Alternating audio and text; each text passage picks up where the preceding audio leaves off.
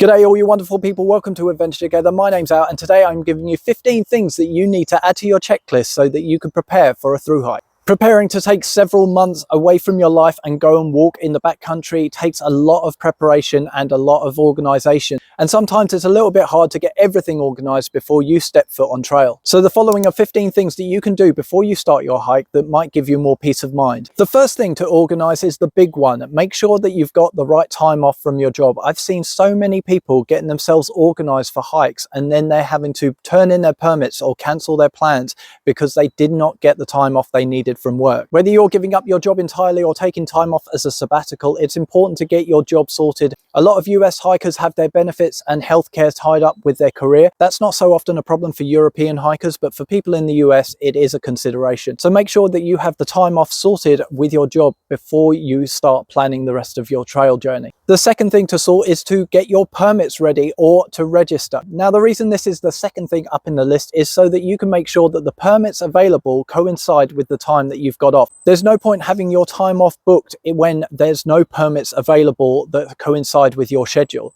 So make sure that you can get those permits sorted as soon as possible. The third thing to sort out is where you're living. If you own a house, then you might need to sort out letting it out while you're away. And if you rent a house, it's time to give notice. You don't want an extra month's rent eating into your budget when you're hiking and you're not living where you're renting. So once again, make sure that you get that sorted as soon as possible. The fourth thing is to cancel all your bills and subscriptions. Make sure that you're not paying gas bill, Netflix bill, Amazon Prime, Hulu, whatever else it is, your gym membership. Make sure it's all cancelled and you have no outgoings for things you're not using whilst you're walking on trail. The fifth thing to organise is your car. You might need to store it somewhere, or if not, then you might need to sell it. Make sure that you've cancelled your car insurance so that you're not paying for that while you're away as well. You might need to organise a spare key for the car so that if the person who's looking after your car loses it, you'll always be able to have a spare. The sixth thing to organize is your possessions. If you don't need them, sell them. If you've got nowhere to store them, sell them. Get rid of all of that gear that you're not going to be using while you're away. All that extra money you make from selling all of your possessions can go on your trail budget. The seventh thing to organize is travel insurance. Make sure that you've got the correct insurance for while you're away. There's no point chancing it. As I've said in other videos, you can't get insurance after the fact. So if you've got a huge bill to pay from being evacuated off a mountainside and all of the other medical costs that are included with that,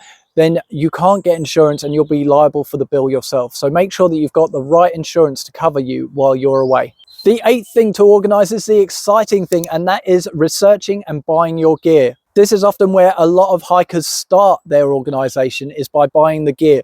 But make sure that you've got everything else organized first, so you've actually got a thru hike to buy the gear for. The ninth thing that you've got to sort out is travel to the nearest city or town to the trail. So if you're in the US, this might be as simple as using a Greyhound or a train, but it might also be flights. If you're traveling internationally to get to a trail, then you might need to take multiple flights. The 10th thing to sort out is having a plan for when you land. Are you going to go straight from the airport to trail, or are you going to get a hotel or a motel and stay there for a couple of nights? Are you just going to stay one night and hit the trail the next morning? Do you need to buy food before you go? Is there any last minute gear that you need from REI? All of these things need to be considered when you're formulating a plan for when you arrive at that town or city. The 11th thing that you need to organize is transit to the trail. There might be a shuttle available, or sometimes there are trail angels who are willing to give you a ride. Either way, it's best to have this sorted far in advance so that you don't have any headaches when you reach that town or city close to the trail. The 12th thing to prepare before you start a thru hike is your own body and your own health. Start stretching and exercising as often as you can. I've actually got an exercise video that I'm going to link up here in the corner of the screen that gives you some tips to getting started with a home workout. Your body and your health is so important when you're on trail. You can't keep going if you've got injuries. You can't keep going if your body is weak. So starting off that preparation and getting in shape early on is going to be the best thing that you can do. The 13th thing to organize is a plan for worst case scenarios. This might be if you go missing and your friends and relatives haven't heard from you in quite a while. What is the plan? How long should they leave it before they notify authorities? Friends and relatives also need to know what to do in the very worst case scenario of your death. If you've had an accident and passed away on trail, what should your friends and relatives do? Have you got the insurance for your body to be repatriated if you are an international hiker? I know this one's a bit of a dark one, but accidents do happen and people die on trails every single year. The 14th thing to do before you start a through hike is to go on pack shakedown hikes. Now, pack shakedown hikes are where you go hiking with all of your gear and see how it works for you. It might be that you need to stay out overnight or for several nights to see how your gear works, how your sleep system works, how your cook set works, and to get the feel if everything that you've bought is right for you. And the 15th thing that you need to do before you hit that trail and start your through hike is to start counting the days. You're about to depart on what will be one of the most amazing experiences of your whole life. So start counting down the days and looking forward to this amazing adventure. Well, that's it. That's my list. Are you starting a through hike in 2023? Let me know in the comments down below. If you like this video, please leave a like. Please consider subscribing and share this video to anyone that you know that likes camping, hiking and adventure travel. And for now, that's it from me. Thank you for joining me, and I'll see you in the next one.